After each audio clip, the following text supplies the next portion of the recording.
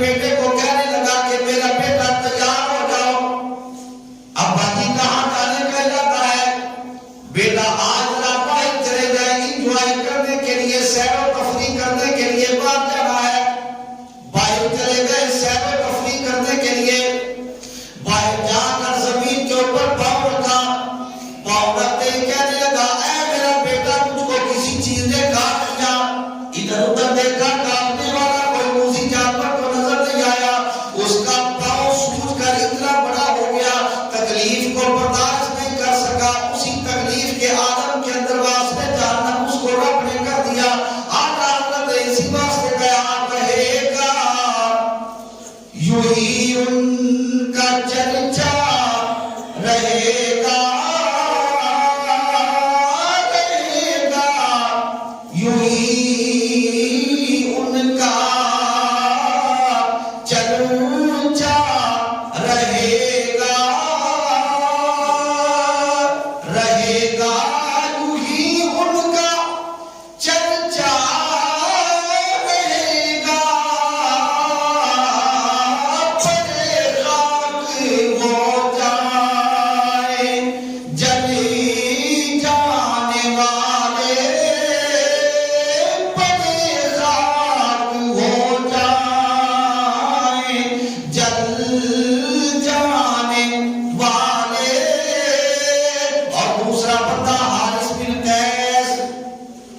ایک مرتبہ کہنے لگا مچھلی کھانے کو دل کرتا ہے، اس کو لا کر دے دی گئی، مچھلی کھا لی،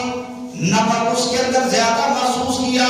اب بات کے اندر کہنے لگا مجھ کو پانی لا کر دو، پانی دیا پیاس ختم نہ ہوئی، اور پانی مانگا پانی دیا پھر پیاس ختم نہ ہوئی، کہنے لگا اور لا کر دو، پھر پانی پیا پیاس ختم نہ ہوئی، حتیٰ کہ اس کا پیٹ پھولنا شروع ہو گیا۔ اسی طرح زیادہ پانی جب پی لیا اس کا پیٹ پھٹ گیا۔ رہے گا یوں ہی ان کا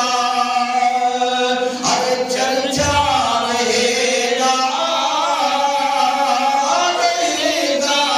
یوں ہی ان کا چرچا رہے گا۔